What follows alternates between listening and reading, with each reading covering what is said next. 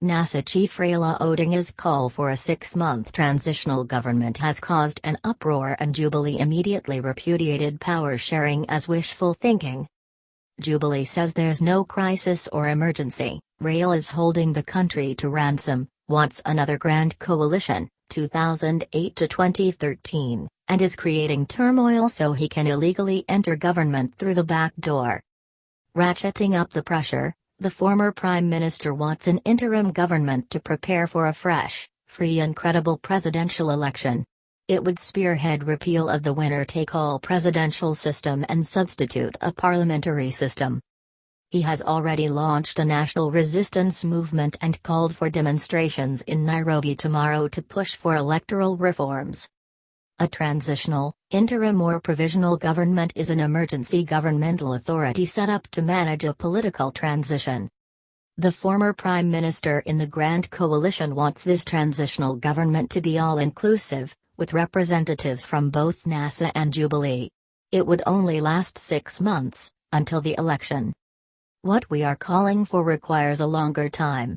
We are calling for, in the meantime, that we need to have an interim arrangement of government in which we will involve representatives from both parties, Raila told Reuters in an interview on Tuesday.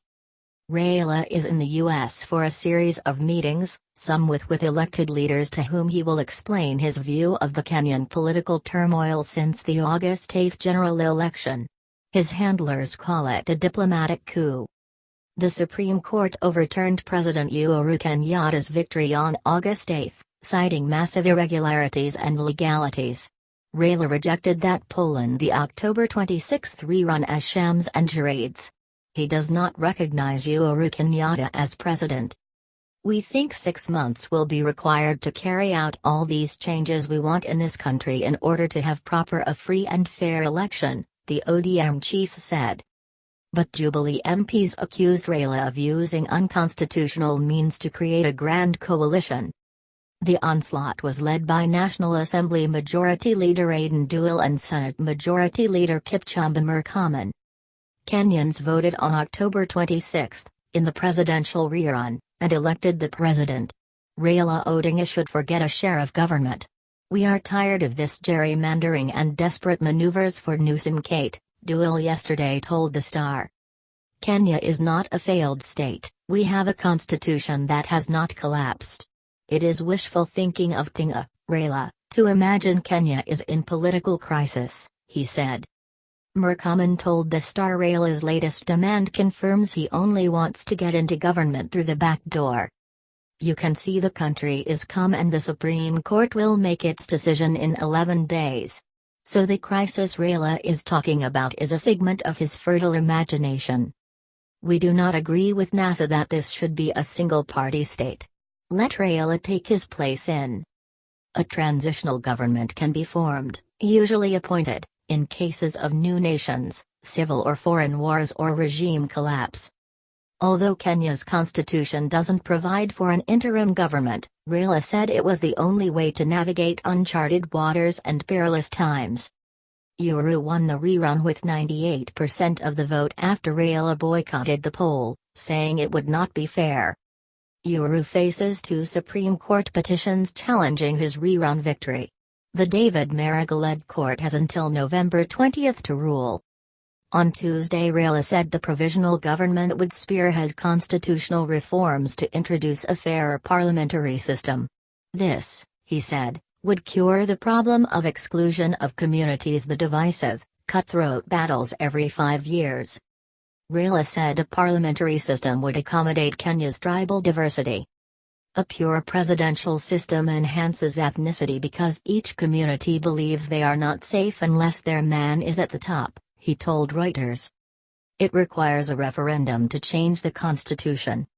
We had a new constitution enacted in 2010, now is the time to revisit it, Raila told Reuters.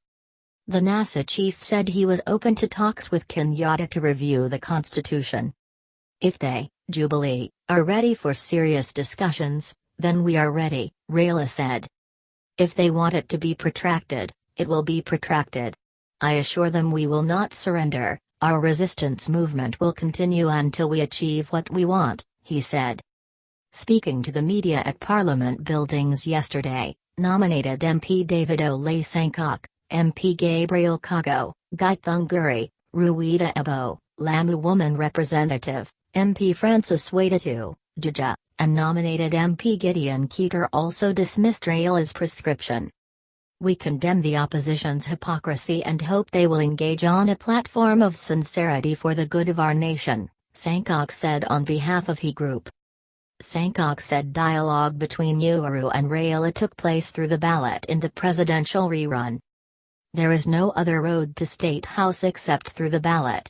Raila should not be allowed to hold this country at ransom." Kiambu Senator Kimani Wamatangi said, "We cannot amend the constitution to accommodate an individual who chose not to participate in an election. Nowhere in the constitution do we have such a provision for interim government." Raila warned that should the Supreme Court clear Uhuru, it would be nearly impossible for him to govern a country in which half of the people feel left out. He will not have the confidence of the people because in this repeat poll he got less than 30% of the electorate. That is a vote of no confidence, so he will be president for part of the country, Raila said. In the parliamentary system, the party that gets the majority in parliament automatically forms the government, with a prime minister elected by MPs as head of government. Jubilee has also reportedly been mulling constitutional amendments and parliamentary system.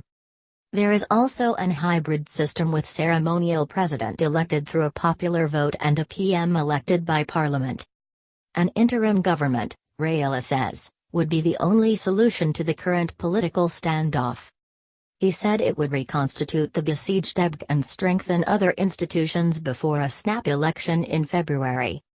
An interim government would evoke the 2007-08 BEV, after which retired President Mwai Kibaki was forced into a government of national unity with Raila's ODM party. That grand coalition midwifed the 2010 constitution. Raila was named Prime Minister. The arrangement crafted to end a political standoff sparked by a disputed presidential election and near civil war. Some 1,300 Kenyans were killed in the BEV and more than 500,000 were displaced.